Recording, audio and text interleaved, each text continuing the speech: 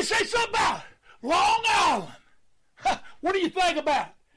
You think about money? You think about Pharaoh? You think about the #1 wrestling show in Long Island? That's what Tommy Wildfire Rich thinks about. So, ladies and gentlemen, as a good friend of mine on Georgia Championship Wrestling said to me one time, he said, ladies and gentlemen, don't miss it. Be there. Yeah, baby.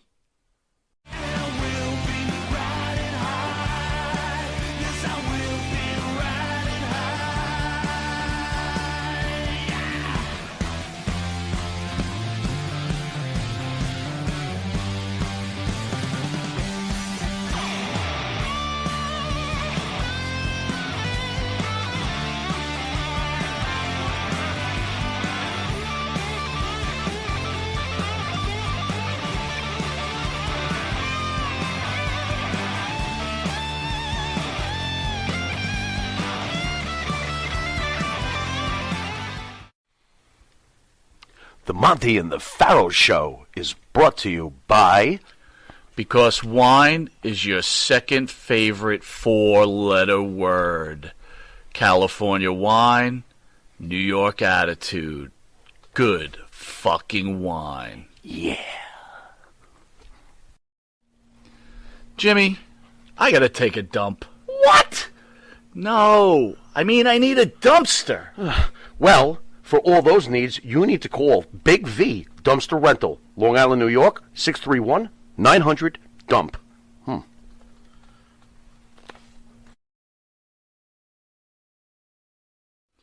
You need a body shop? You need engine repair? Auto Excellence, Collision Specialists, 631-261-6420. That's 631-261-6420. Auto Excellence.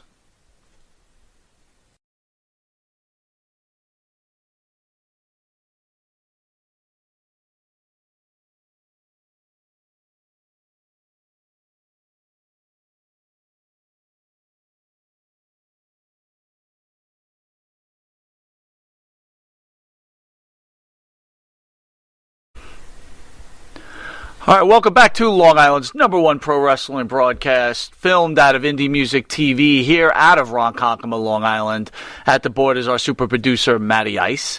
And to the right is the star of the show, Mr. Jimmy Farrow. Jimmy, how are you, buddy? Very good. What's going on, partner? Thanks for coming in today. Yeah, well, It's been a long weekend, right? It was real easy to come in today. That's for absolutely sure. Really easy. Before we reveal why it was easy to come into today, I would like to thank the band that sings the theme song for Monty and the Pharaoh. That is Jimmy Farrow's own band, Wisteria Hall. Him and his partner, Bart Griggs, who we consider one of the greatest songwriters of this era, sing songs such as In My Dreams, This Life, Not Far Behind, Here Comes the Rain, and, of course, the theme song, Riding High. You can find their music on Spotify, iTunes, and Reverb Nation. Monty and the Pharaoh could be seen on the Monty and the Pharaoh YouTube page, the Facebook Live Monty and the Pharaoh page, iHeartRadio, Spotify, Anchor, Twitch TV, the Monty and the Pharaoh page, Channel 115 every Tuesday from 7 to 7:30. That's New York cable. And for early risers on Channel 115 every Saturday from 6 a.m. to 6:30 a.m. for the early risers. And on Channel 120, 2 a.m. to 2:30 for those people that don't like to go to bed. Like me. And this, for ourselves, is an honor to have not probably. Well, before I even say this. Oh, man. Make this count, brother. This is probably the biggest moment in the history of the show. Yeah. This gentleman has meant so much to the world of pro wrestling. Yeah. And to these two individuals just sitting at this table. But before I address this gentleman, I want to ask him, can we call you Bob Backlund or do we call you Mr. Backlund? You call me Bob Backlund. You got it. Nice. So I will say this. Nice. This is our honor to have the greatest all-time wrestler in the history of professional wrestling, Bob Backlund. Bob, thank you for gracing us with your presence. Thank you very much, and I appreciate that introduction.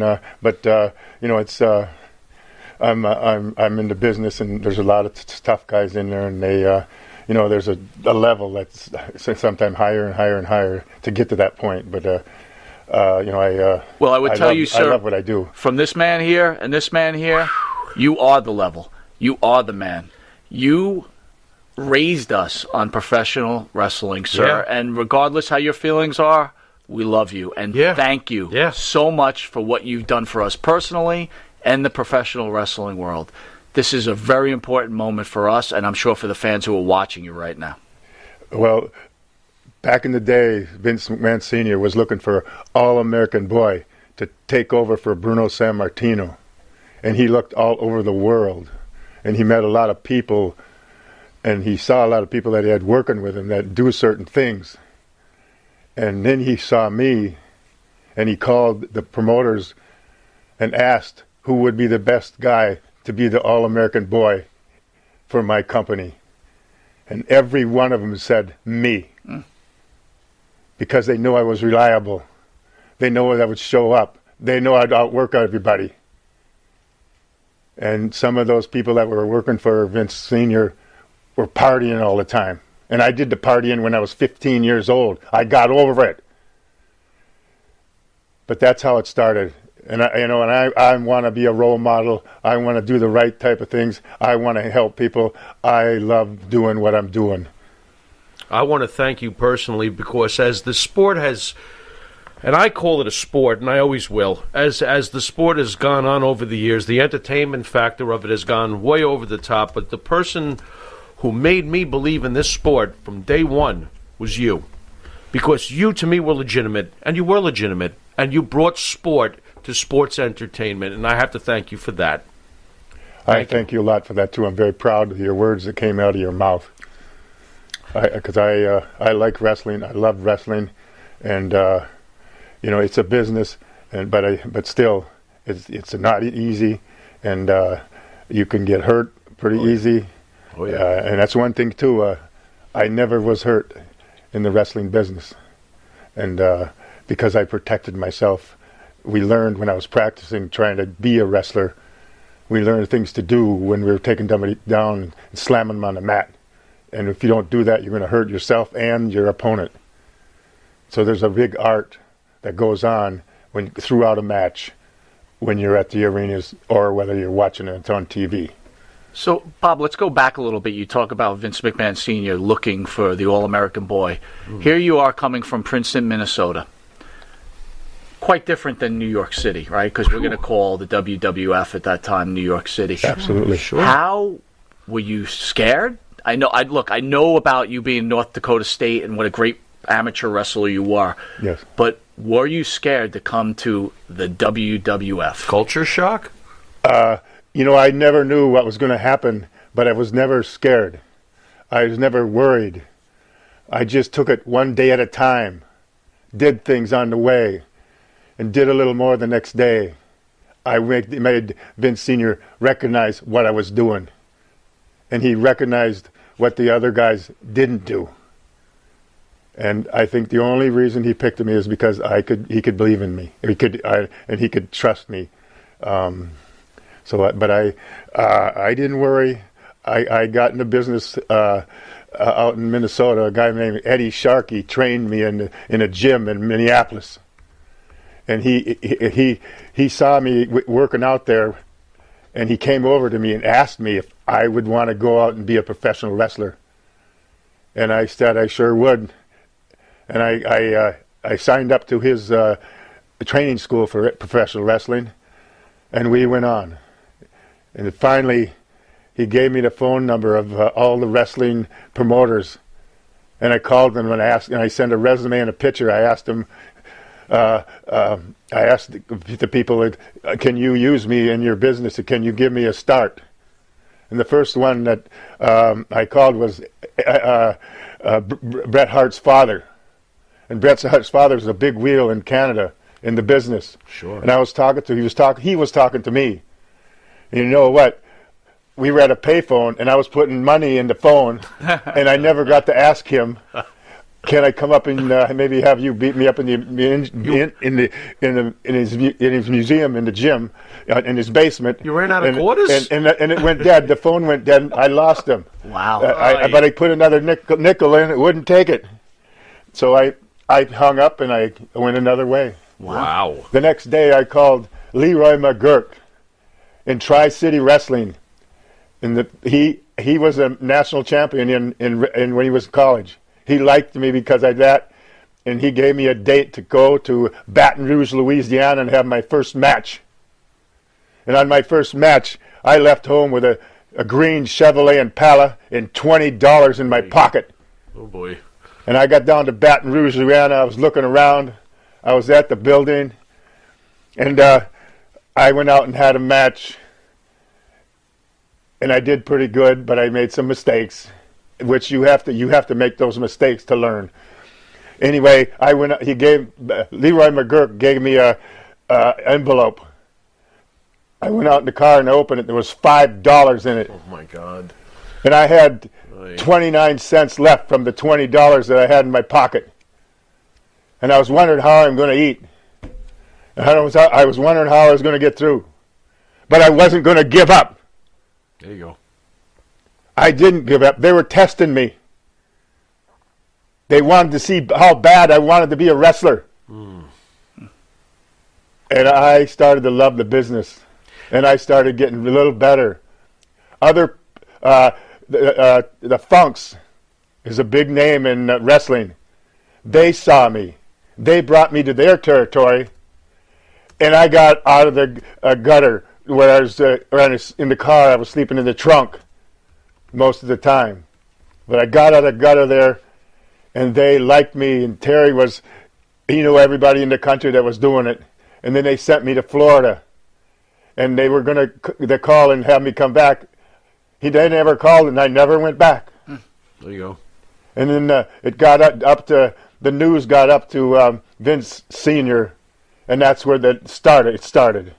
Had you ever watched any pro wrestling before getting into pro wrestling? Very little. My mom was a big fan, but I didn't watch a lot of it. Okay. But there's a big art. When you're in the ring, you want to have the people down a level as far as being energetic, and start down in that low level, and you want to build where you get them into the match more and more and more and more, and then you have a great big comeback at the end. And you know what? You do that, and you're going to make money. They're going to come back and see you again on the return match. Sure. And they certainly did for They you. sure That's did. For sure. years and years and years, for sure. How was the first conversation with Vince Sr.? Can you tell us about the first time you spoke to Vince Sr.? Yeah, well, that was a long time ago.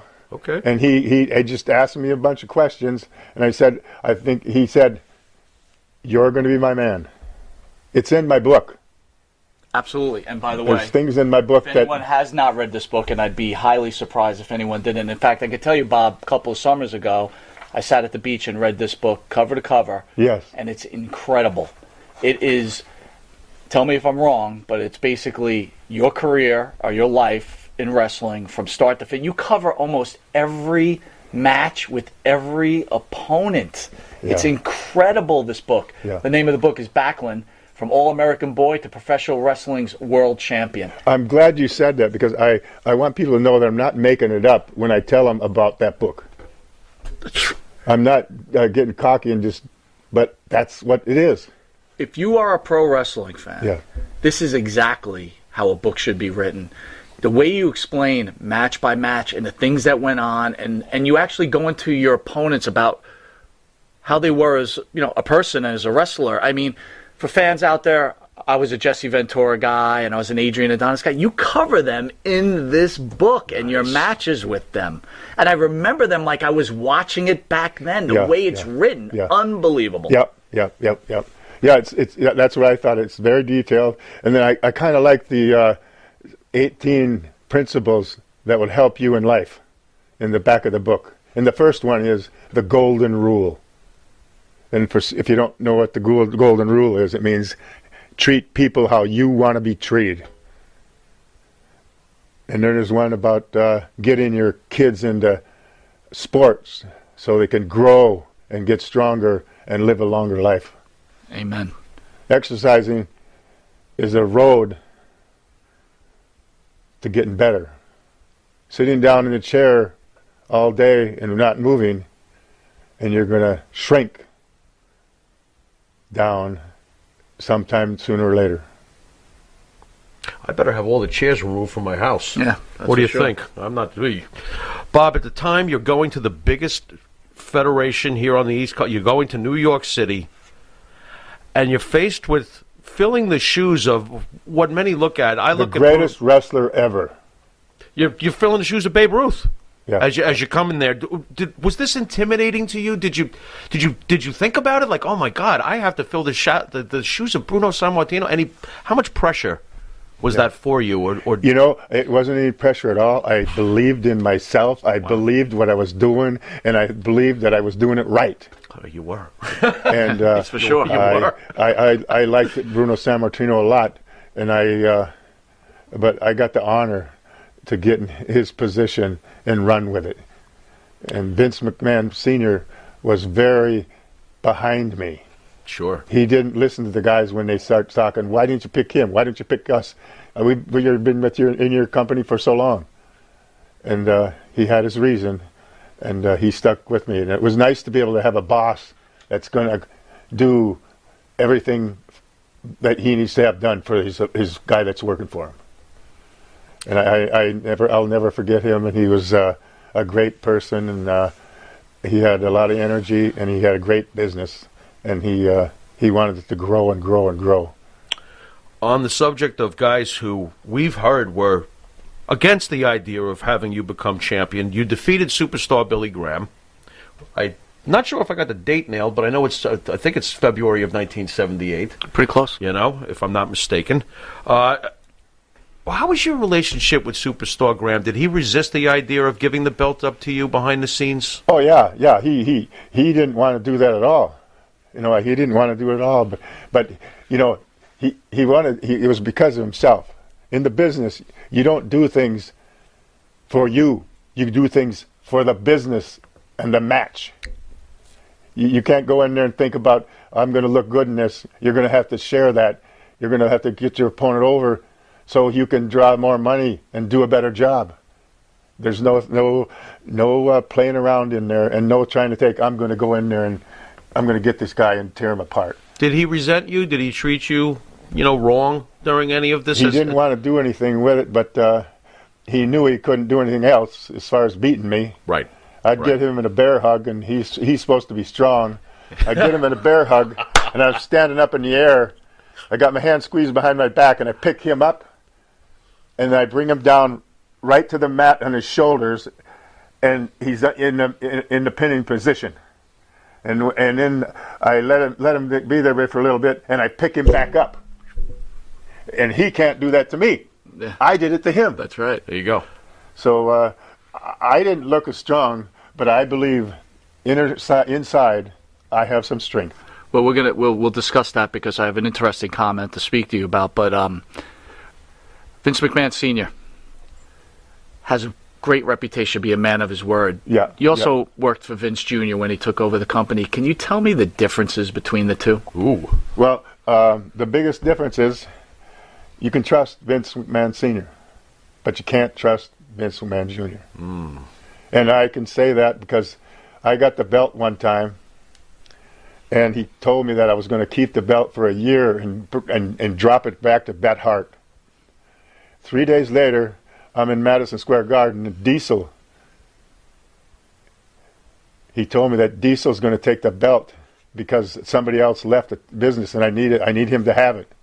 So he beat me in 9 seconds and took the belt. And I'm looking forward to going for a year and helping and giving the belt back to Bret. Right. It really was something that I wanted to do, and I never got to do that. Wow. But you still did business, though. Yeah. He did what he... And Vince has a hard time doing something and then not being able to control that person. Did you have any words with Junior after this sudden turn of events with the belt? Did you say anything to him like, come on, man? No. Really? Nothing. He just did. But he, one time he wanted me to turn into a bad guy. And I did turn into a bad guy, but I wanted to. I had it all planned out. But he says to me, geez, why don't you turn into... I said, I got a daughter and she's going to start school next year, and I don't want to hurt her problems or hurt her feelings or have people laugh at her and scream at her because her dad's a bad guy. He walked around a little bit in the back room, He came over to me and says, well, what about the money? And I said to him, my daughter's more important than the money. I don't care about that. I'm not doing it. And I walked out. And he likes to have it where you do what I tell you to do, or you're not here. Understood. And that, my friend, is a and that's all move. in the book. Most of it's in the book. Absolutely. I'm not lying. I'm not stretching the point. I'm just telling you how it was. Once again, what Mr. Backlund is talking about is Backlund, from All-American Boy to Professional Wrestling's World Champion, written by Bob Backlund himself and Rob Miller. And what's really important is the foreword is from Rowdy Roddy Piper. Wow. Hello. This is a must-read book. Bob, do you know where the book is sold that you could probably tell people? I have it, and it isn't sold, I don't think, any place. But I have it, and the way it is, I can't do anything that, with the visor stuff in there. You can't have any book signings, and I gotta find some place where I can go and just market it. Right. And I like doing that. I believe in the book. I think it's a wonderful book, and I think if somebody reads it, they could maybe change some of the things they do to live a longer life. Absolutely. Absolutely. Bob, over your storied career, you have worked with a countless list of characters that are held in such high regard over the years. But I want to ask you, because you were around during a very special time when managers meant something. Can you tell me any thoughts or memories on Captain Lou Albano, the Grand Wizard, and let's complete the trifecta, Classy Freddie Blassie? Well, all the managers were, they were tied to Vince Sr. Okay. And he would tell them what to do, and they would do it, and tell them who they were going to manage. Or they tried to figure out how Jimmy Snuka would sit. Captain Lou Albano, how they would fit together, or the Wizard, and they worked on that pretty hard. But the managers are a big part of the business, and a lot of times they go in the ring and wrestle because of what Snuka did to him, or Captain Lou Albano did to him. He started stealing his money in some way or another. So but the managers are kind of an important part of the business. Did you ever want to be like, if you had turned heel? Let's just fantasize for a second. If you had turned heel, of those three, which one would you have liked to have been paired up with? I'm just playing fantasy wrestling now. If I turned into a bad guy back in those days, yeah. Well, I turned into a bad guy, and I don't think I kind of liked being on my own. Right. And I wasn't I liked being alone. I was doing something and doing the talking, and you don't want somebody else doing the talking for you. Sure. How did talk? But I when I was a baby face, I say, I was very humble and I couldn't do a good promo. When I became Mr. Backlund, right later, I built up an attitude with the talking, and my discourse got a lot better. And I could yell and scream just like everybody else. Sure. And tell them, hey, we're going to have fun tonight if you like it or not. There you go. We're going to put you to work. How'd you feel about Arnold Skoland being paired up? I think it was important to have Arnold Skoland in your corner as a face in those early days. I tell you, that's important because he was there, and he a lot of times some people did some things they shouldn't have been doing. Sure. And he took care of it. He got in there, right? Yeah. He did something to assist you. I agree with that. There you go. But still, to tell all the people that are out there in your audience, I loved every day I was in. I couldn't wait to get to an arena, and I couldn't wait to get home to go play with our daughter in the snow. I wanted her to know she had a dad. There you go. And the business was part of my life. It was my life. Yeah. Well, Bob, by the reaction of the fans watching right now, there's people out there saying this is a Christmas gift for them. This is so wonderful that you're here, and thank you again. This is incredible. Very happy people out there right now listening to you. And by the way, you know what? You didn't know, your book is on Amazon. Some of the fans wrote, so it is available on Amazon. Okay. Bob's like, it is? Yeah. Well, yeah, people are people, and they got their ways. You know what? They got to be committed to their ways, and they got to treat you good, and you got to treat them back. The golden rule, if everybody participated in using the golden rule, just think where we would be right now as a country. Yeah, it would be a lot better off. Bob, we recently, unfortunately, lost wrestling great Pat Patterson. One thing we go back to in our early days is you had a 4 consecutive match program at the Garden with Pat Patterson. Any memories of the program and of Pat, of course, passing? Oh, yeah, big memories. Pat Patterson was, he's been in the business. He built the match while he was going in there. And he's the only man in the world that ever went 4 times in a row in Madison Square Garden. There you go. And when we got done with the people, they were just out of it as far as excited and happiness and wanting to have another war. They didn't want it to end. And then Vince Sr. is very obvious of that. He's out there listening. He said, "We'll have it again then." And they announced the match for the next show. And there we go again. 4 times in a row. It was fantastic. And he was a real big artist in the match as far as building it. You start out real slow. You do something. You get broke down again. And you do it again. And each time you do that, the people get louder and louder and louder because they want him to beat me up. Or I want to beat him up. And he goes out and creates a match and has an ending that they possibly might not like. He's going to win. Boom. And he's going to get the title next time, they're saying. And that's the ball game. That's the ball game. But 4 matches is unheard of back then. 4 matches at the Garden. Crazy. 4 matches at the Garden. That's unheard of. I mean, Jesse was in and out. 1 match. Yeah, that's right. Boy, was he mad. Yeah. Oh, yeah. You took him out too quick, Bob. Took him out like that. You took him out too quick.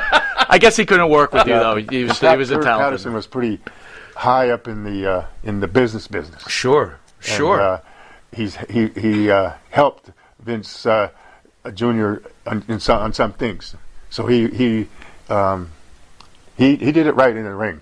He did it right in the ring. It wasn't about him. It was about the match. And you learn a lot from him. Yeah. And Nice. I enjoyed every match. Nice. We had some pretty long matches out of that 4. Absolutely. But, all right, with that, we're going to take a quick commercial break, and we'll be back with the iconic Bob Backlund. See you in a sec.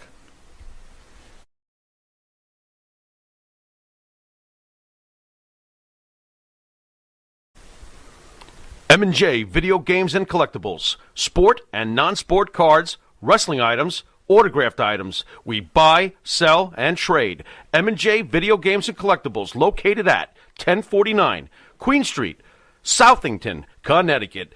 Call us at 1-860-479-9223 or 860-93-GAMES. M&J Video Games and Collectibles.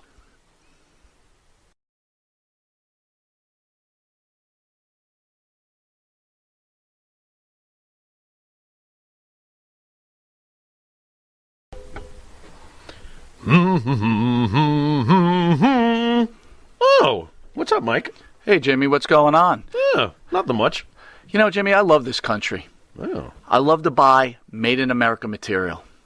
And I love to buy my artwork at TAG, T-A-A-G, Made in America, 14 East Broadway, Port Jefferson, New York, 11717. The shop at the corner. All right, welcome back to Long Island's #1 pro wrestling broadcast. Monty Nefaro, seen every Thursday, produced out of Indie Music TV in Ronkonkoma, New York.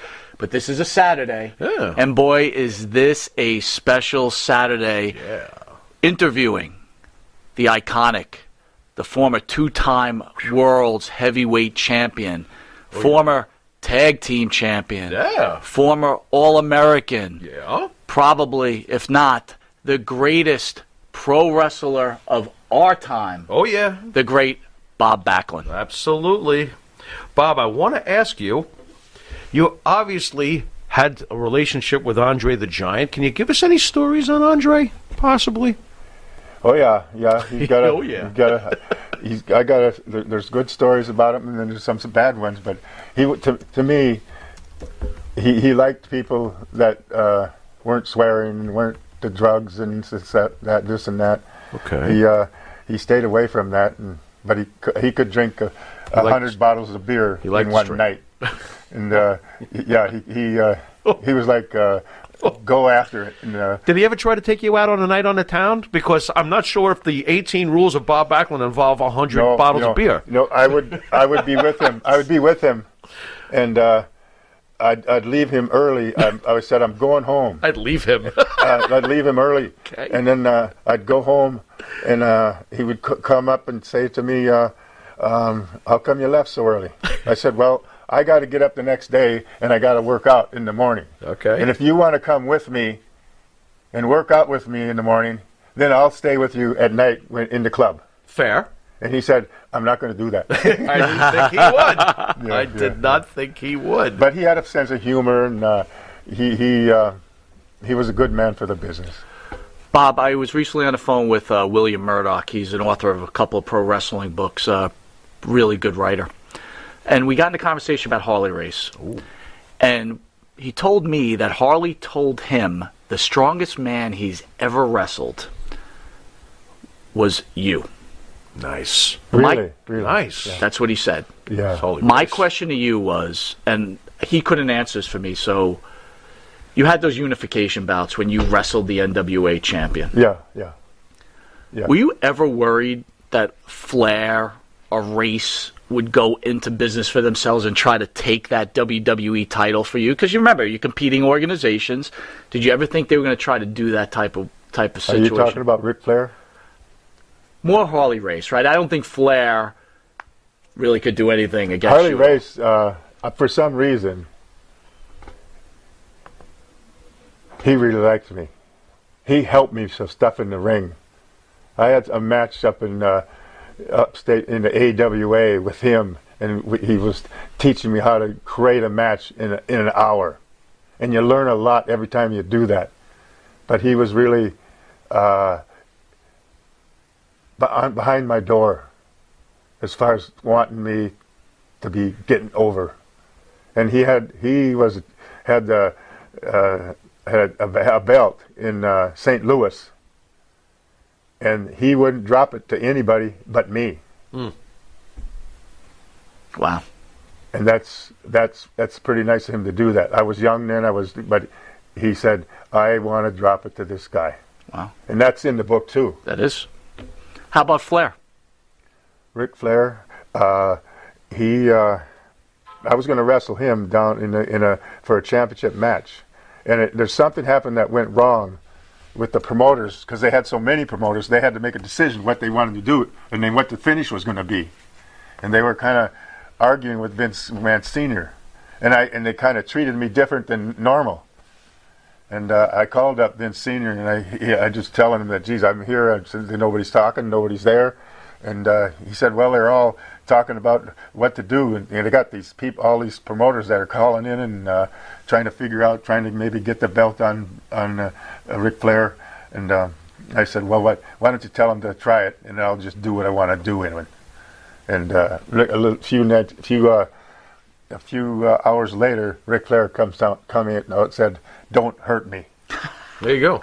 That's right. There you go. And then we went on. And then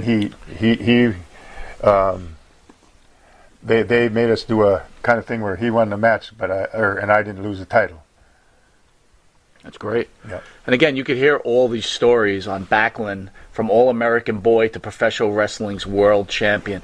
Again, people, I've read this book from cover to cover. It is so detailed. The way it's written, it's like watching it back when we were watching it when we were kids. Can't get better than that. It's unbelievable. Paints again, a picture. How Bob goes into each wrestler, that he gives you a look about what kind of wrestler they were, yep, what kind of person they were, yep, and it's a must read. And I have to ask this while we have the man here. Back in those days, this was junior high school for us. His favorite was Magnificent Morocco. Yeah. My favorite was Greg Valentine. Guess where you come in? Oh, no. Here he comes. He's going to beat my guy. Yeah. So I wanted to ask you about the night of my, I think it's the 14th birthday. Greg Valentine, who you fall on top of. Yeah. I remember the match. And the referee counts, and Valentine pops up, and he tells the referee, I won, and he walks out with the belt. Any memories of that particular night what went on behind the scenes? And what was it like working with Greg Valentine? Because for a whole week, I almost thought my guy had won the belt. So much for me. Well, he was a great wrestler. He'd been in the business for a long time, and his father was in the business. Johnny. And his father was had some really great things to do. He could get more heat. They figured they'd get, and the people really hated him, and that's a good thing. It's for him. It's not a bad thing. But Greg Valentine developed into a good wrestler, too. Like, he had the figure 4 leg lock for his ending. And we go an hour match. In the last 30 seconds, he'd have the hold with your legs. He had it on me. And the bell would ring. And they all thought I lost. But you know what? The time went out. And now we got to come back and do it again. Was he one of the first guys you went 60 minutes with? No, Harley Race, Ric Flair. I went. Let's see, Don Morocco. Okay. Jesus, everybody. We were at your Texas Death Match with Morocco at the Garden. Absolutely, that's how far back it goes. Yeah. Wow. Yeah, I had a lot of. Don Morocco. I had 14-hour matches with him. And they kept telling, Vince Seniors kept saying, he said, well, I'm waiting till you get it right. That's funny. Yeah, cha-ching, cha-ching, cha-ching. Still waiting till you get it right, cha-ching. How about the list of guys you went through during our high school years? It was ridiculous. Adonis, Morocco, Ventura, Playboy Buddy Rose, Mosca. Can I say Killer Khan? Can I throw in Killer Why not? Khan was in there. I mean, this list is unbelievable, but the greatest one I that for me just stays in my mind was the storytelling with you and Jimmy Snuka, that cage match. Can you fill us in on that? What a moment. Well, he was a little shaky when he's in the ring. Oy. But we were in the cage, and he climbed up the cage, and then there was another something over the cage, so he climbed up the top of that, and I was down on the floor of the mat, and he jumped down and tried to land on me, and I moved out of the match. I moved out of the way because I wasn't going to let him hit me because he was off balance most of the time. And I dove out of the ring, and I kept the belt. Well, there's a moment. Talk about storytelling. Oh. I think he comes off, you could correct me, comes off that top rope, maybe with like a cocoa butt. Yeah. Okay. And then he decides, hey, he's not just going to do the Superfly splash on you. He's going to the top of the cage. Yeah, that's what he did. That. But you do the pop-up. You see he's going up, so then you act like you're out unconscious. And then when he jumps, you move out of the way. Yeah. Was that your idea? Is that your writing right there? Yeah, I let him think that he was going to get me. Yeah. That is one. I was there live. Yeah. And that was one of the most. Talk about telling a story in a wrestling ring. Yeah. That simple move, incredible. By the way, I know it sounds. I don't even know how this sounds. Is that something you guys can even practice before you have it happen? No, there's oh no my God! No, you don't do that. So that was a one take. Hello. Yeah. Dude, I'm amazed at that. And you know, when he started going up there, I acted like I was going to grab him, and then he just turned out and laid down on the floor. That's great. Boy. Look, I know you probably stood clear of this, right? But as you know, what were your thoughts when you heard that Jimmy's girlfriend, Nancy Argentina, came up? Pardon me? What did you hear, or what did you know about when Nancy Argentina, Jimmy Snuka's girlfriend, was found dead? I know you probably stood clear of that situation. You know what? You're there, and I'm here. Yeah. And I was here all the time. Right. I wasn't there. Okay. Right. I didn't hang around with him. I didn't drive with him. There you go. I had some people. They had me in the car one night, and they started smoking marijuana, and I rolled my window down, and they rolled it back up, And a couple minutes later, I said, "Stop the car. I want to get out. I don't want to be in your car." Right. And they wouldn't stop. And you all know the ones that were in the car. Yeah. The click guys. They wanted to be in a click all together so they could get power. Right. And I knew all about that. And I didn't do that. I walked away. They went in the bar, and I walked home from there. It was in Georgia. Wow.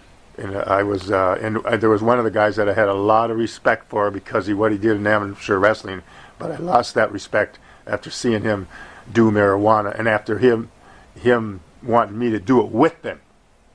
They wanted to be in their push so they could put pressure on somebody if they want to leave, and everybody would leave with him. The people that were smoking. That's a great message. You're sending a great message right out there to the kids and the world, right? Not to be pressured into something you don't want to do. Yeah.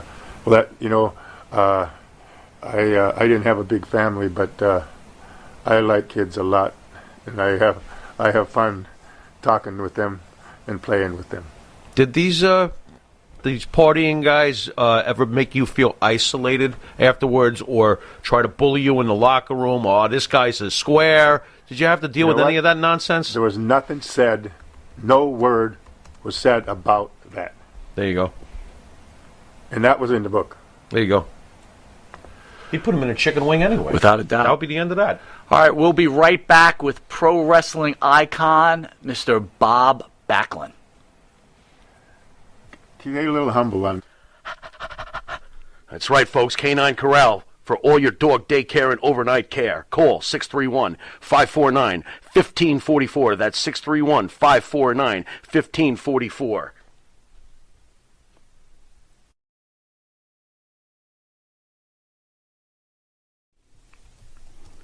And Nitro's Garage for all your automotive needs. Call 646-675-2349. That's 646-675-2349. For all your automotive needs, Nitro's Garage. Ask for Jack.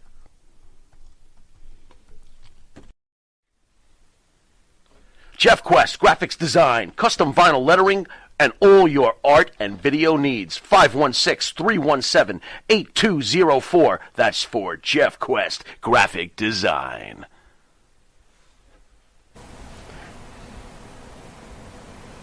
All right, welcome back to Long Island's #1 pro wrestling broadcast, Monty and the Pharaoh. Seen every Thursday, produced out of Indie Music TV in Ronkonkoma, New York. Again, this is a special Saturday edition of Long Island's #1 pro wrestling broadcast. And again, we have the honor of the greatest pro wrestler in the history of pro wrestling, Mr. Bob Backlund. Bob, change starts to happen in the WWF. Vince Jr. starts to take over. He buys his stuff from his father. He decides it's time for a change, right? He wants to take the belt from you. Yeah. Rumor has it, and we've had some of these wrestlers in studio, and they claim that you had a problem with turning the belt over to the Masked Superstar because I heard he was the first choice. Yeah. Is that a true and accurate story? No, he didn't want to give it. He didn't want to put the belt on me. No, not Superstar Graham, Masked Superstar. Okay. So when they were taking the belt from you at the end, they're like, Bob, we're taking the belt from you. We want to put it on Masked Superstar. Did that ever take place? That's the story that's been told. Not that I remember. Okay. Fair enough. Was it your choice or Vince's to put it on the Iron Sheik? That was theirs. I don't get involved with the angling of what's going on in the ring or what's happening in the ring. So you didn't feel strongly one way or the other as to how your title change was going to go about? What we were going to do, no. Fair enough. No. Fair enough. Let Vince Sr. pick the time, and he picks the guys, and I just go in there and have the matches and try to protect the match and the champion. How did you feel about Iron Sheik take? Because just as a fan, watching you all those years, your entire reign, I watched you beat Morocco. I watched you beat Valentine. I watched you beat Mosca, Khan, Stan Hansen. Yes. I watched you beat all these guys. Sabisco, Slaughter. And then you lose to the Iron Sheik. And as a fan, I was confused. I'm like, he's not as good as Stan Hansen. He's not as good. What a nerd I am anyway. But how did you feel about the Iron Sheik? The Iron Sheik was an animal. The Iron Sheik was an animal. Obviously, in real life, obviously. He was in a country and worked in that country. He was a Shah's bodyguard. And he had a person that he was his roommate, and they found him dead. He came to Minnesota because he was a wrestler. He was in the Olympics in Mexico. I like somebody that knows how to wrestle. There we go. That we've heard. Yes. But he ended up coming to Minneapolis, and he helped Vern Gagne train people.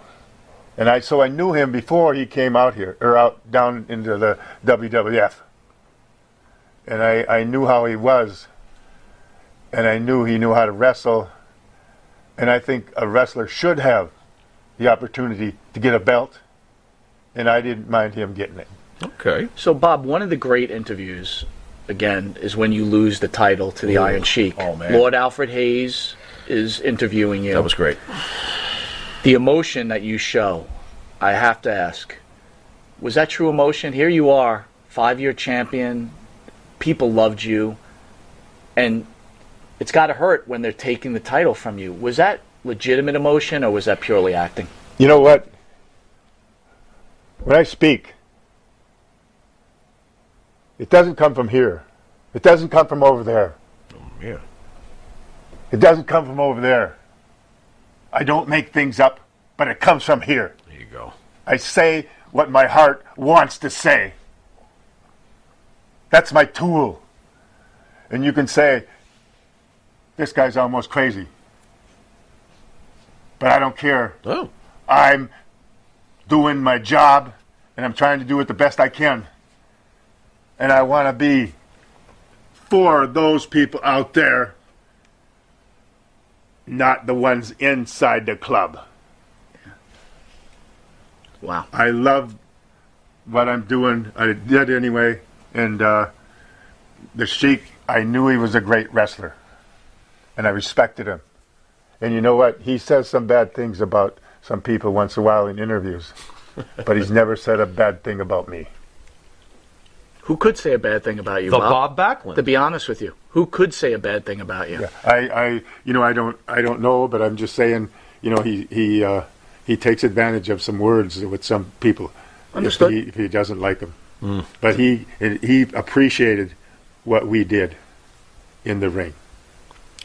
Bob, you represented to me, and obviously historically it's been proven to be true anyway, you were the last of the great, when it was sports first and entertainment second, in my mind, because it's pretty much right after you're champion, we have WrestleMania, here comes Hulkamania.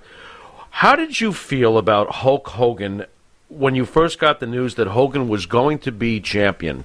Did this bother you? Was Hogan what you don't think of when you think of a professional wrestler? I'm curious as to how you felt about that. Yeah, well, I'm thinking about somebody that that knows how to wrestle, and it's a good thing to have that experience. But I don't mad him. I didn't try to beat him up or anything like that. But Vince McMahon says the words, and I do the job. Did you feel it was the wrong direction, or did you see that Hogan must have something? I just knew it was going to happen. Right. And that's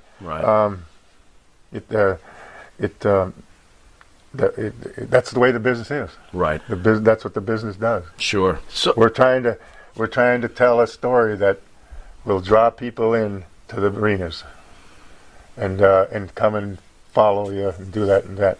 Yeah. So, Bob, you explained earlier, right, that they wanted to turn heel, dye your hair black, and, your daughter was growing up and you didn't want to cause any issues. Is there any regret in maybe you could have did that program because maybe you would have been part of WrestleMania 1, that game changer? Is there any regret from Bob Backlund at all? No, I never got, they didn't want me. Yeah. Didn't want you? Really? Wow. What's wrong with them? I'm I'm not understanding craziness. that. How about when you did return to the WWE? And this, to me, was this was crazy. Well, I went wild. I'm like, what is going on? I'm like, I mean, that's. But you were never a true heel, though. You were a man who stood up for his beliefs. You weren't a heel. You were just someone that stood up for his beliefs. Exaggerated, right? Yeah, Right. yeah. But how do we go from they didn't want me to now they want you all these years later? a great question. How did that phone call happen? How does Bob Backlund return in a form I don't even recognize? How does this happen? I don't know. I'll tell you. Don't know. I'll tell you. It's all from the heart, and I'm saying things from the heart. And Well, they clearly reached out to you. Were you surprised? I mean, before I give a talk, 3 seconds before the talk, I didn't know what I was going to say in everything. Oh my God. The Hall of Fame. I gave a speech there, and the president, he comes over because he was inducted in the Hall of Fame the same year. He comes over and tells me, if we could show that film to all the people in New York, we could shut the place down. And and then when I gave that speech, they wanted him to write a speech to me. I got up to the podium, and I didn't know anything that I was going to say the 10 seconds before I started. wow. It was just a natural thing that comes out of my body. Were you surprised when they asked you to return in the early '90s after your first run? You had to be surprised. They wanted to do something with that would help the whole group. Okay. Not just me, but to help the whole group. Wow. Bob, I always like to hear about the wrestlers' families. How did your wife and daughter handle your schedule, and were they super supportive? Like, how did that work? It was a long road, and my wife was in North Dakota, and I was down in Texas, and that's where I met her, and I used to call her on a certain day and talk, and she got her dream job right after college, and she was working there, and I called her up on my fourth time that I called her. She said, "I quit my job." I said, "You quit your job? That's the job you love." And she said to me, "I got to be with you. I love you." And she drove her car from North Dakota State University, stopped in Princeton, Minnesota to save my parents, and then came to live with me. Incredible. Bob, I want to get some fan questions in. Are you watching wrestling presently? We don't have a TV. Okay. Wow, I thought I was the only one. Cool. Yeah. Okay. Interesting. That's cool. How come? We don't want one. Nice. Boy, he keeps it simple. I don't want one either. What's your diet and exercise like?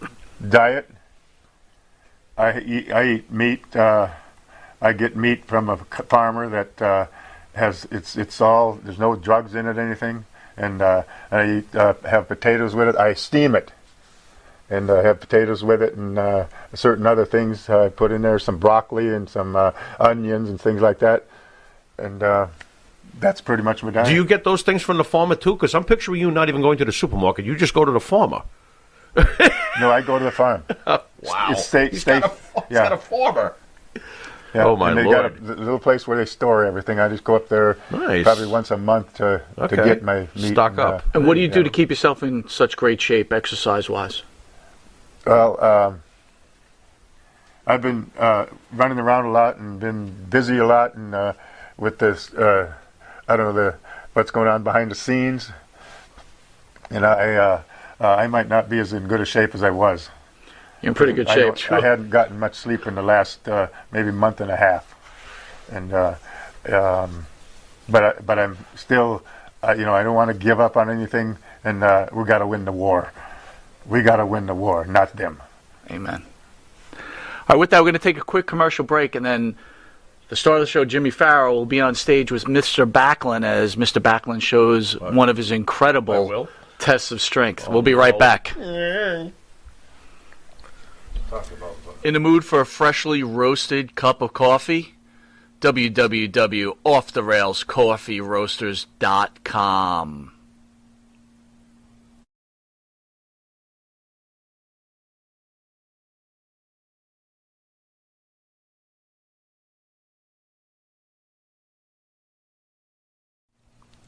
And APB, American Protection Bureau, voted #1 best on Long Island for all your security needs. Call 631-390-9050. That's 631-390-9050. APB.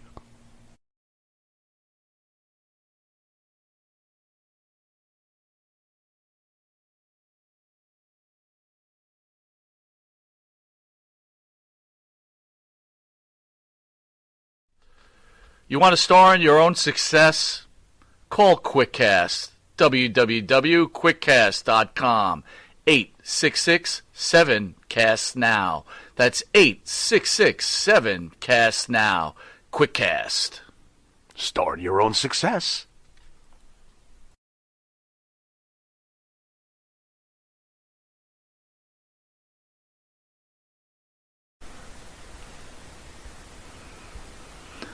Welcome back to Long Island's #1 pro wrestling broadcast, Monty and Farrow, seen every Thursday out of Indie Music TV. This is a Saturday, of course, because we've got pro wrestling icon Bob Backlund.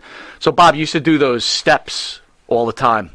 The Harvard step test is what they call it. Absolutely. Yeah. You couldn't do that anymore, could you? I could. Come on, stop it. No way. No way. Yeah. Show me something. Can you, look, with all due respect, you're in great shape. How old are you right now, sir? 71. 71, in great shape. There's no way you can do any kind of test of strength. What about that wheel? You roll the wheel. That's out. right, yeah. You still do that too? I used to do 400 reps a day with that wheel. What can you do now? And I used to do the step test for an hour. Can you? But you think I'm lazy? Yeah, a little bit. Sure, yeah. When you get older, everybody gets do you lazy. Think I've lost all my strength? To be honest, Bob, yeah, I think so. Will you do what I do if I do something? Oh, now you. Sure, why not? Oh, don't say that. What are you going to do? Just walk? I could walk. Wait a minute. Wait a minute.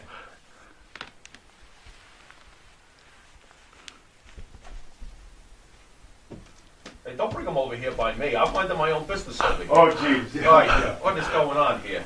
Yeah, I'm going to do it here. What are you going to do? Okay. Oh, no.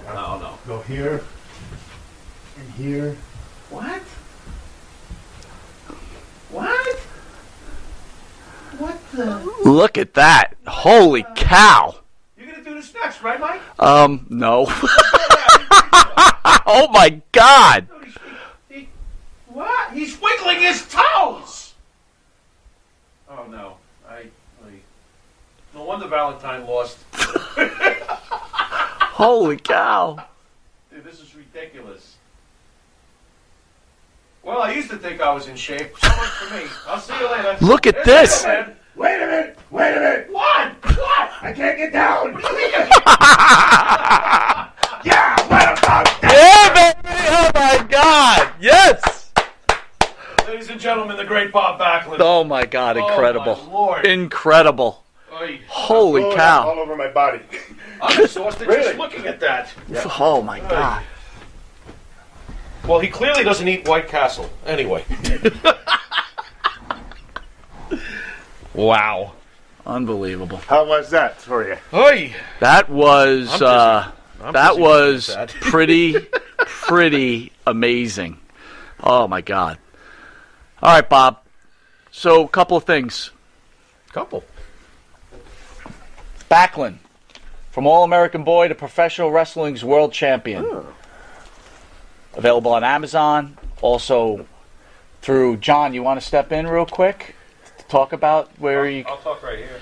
Well, you got to get on the mic a little bit. Come on over. You're okay. You Bring can him sit in. next to Bring Mr. him in. Backlund. There you go. All right. The King of So, Connecticut, go ahead. folks. Tell the fans out there. If you want to get that book, it's an awesome book, by the way. and Bob will autograph it for you, right, Bob? Yeah. Oh, yeah. You can contact us at M&J Video Games and Collectibles, 860-93-GAMES, and we'll mail it out to you, or you can come to the store. And Bob is he lives near me. He's a good friend, and we do the virtual feed sometimes. So we're going to be doing one coming up. So if they want it, they can get it that way too. Just keep an eye on with you guys and with us. That's fantastic. Yeah, 860-93-GAMES. If you want to get an autographed copy of his book, which is a great read, you got to get it. Well, we'll be promoting it. So we like to leave off the show with the thank you, John. The Pharaoh's final question, the star of the show. So, Bob, the Pharaoh's going to hit you with his final question. Wow. Unscripted, unrehearsed, ready to go. This is your one time. I know. This icon sitting in front of you. He just stood on his head. Make it count. Bob, what is your greatest favorite moment in professional wrestling? Do you have a match that just you always think about? What is your favorite moment in your entire career? Do you have one? That's pretty hard to. I have a lot of favorite. Like when Greg,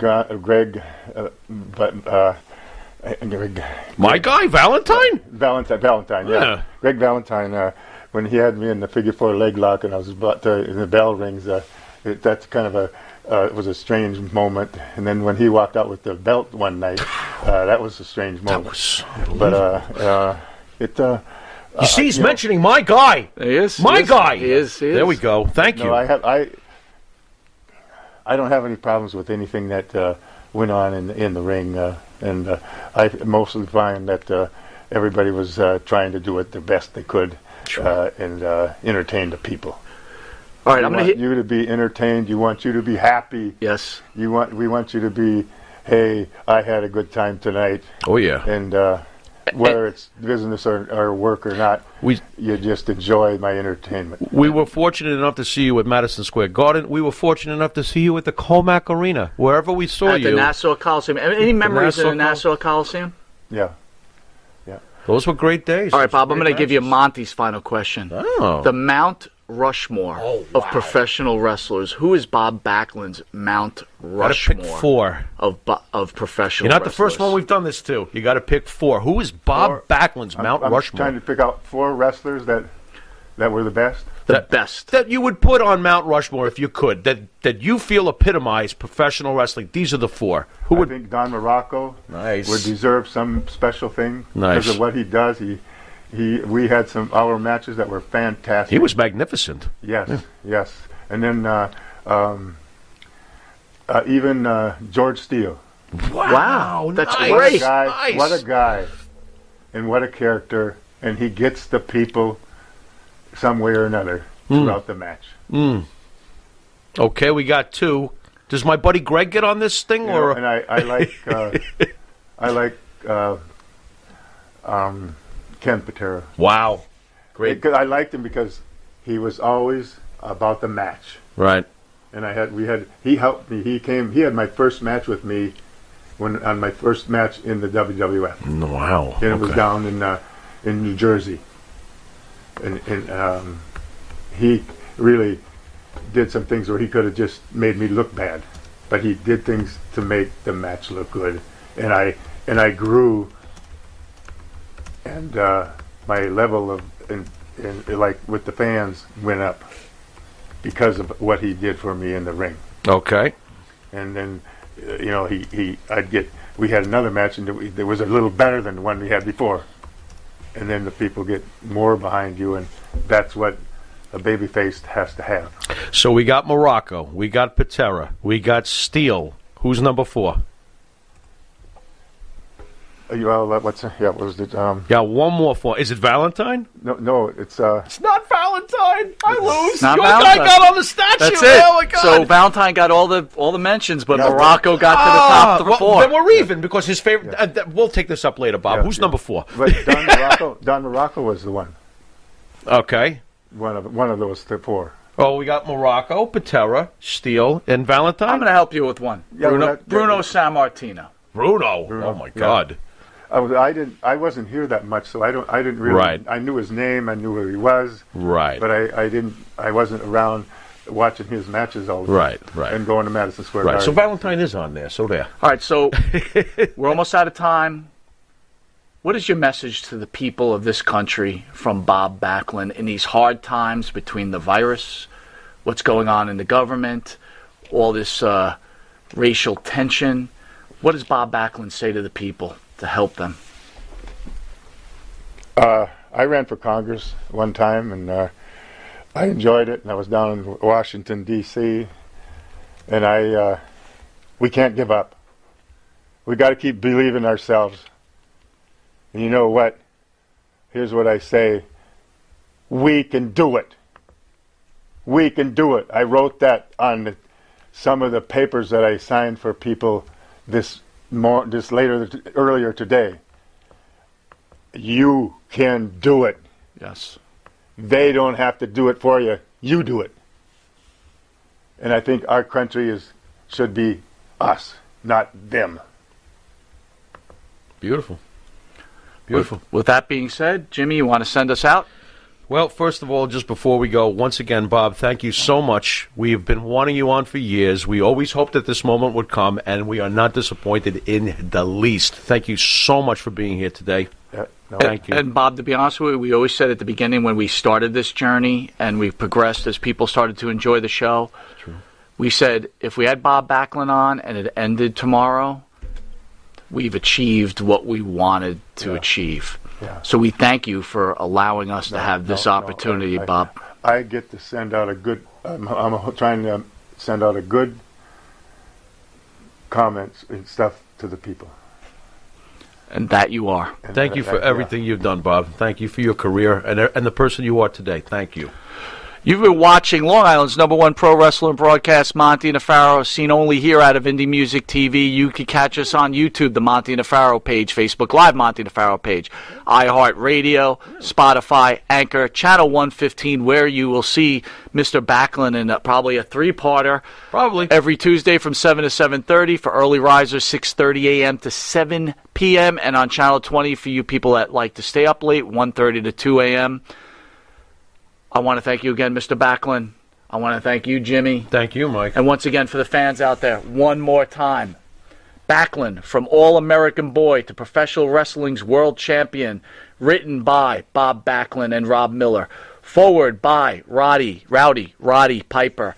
I will tell you, I've read this book. It is incredible. And after this interview, I'm going to read it again. Absolutely. This is Mike Monty. This is the Pharaoh. It don't get better than this. Until next time, later.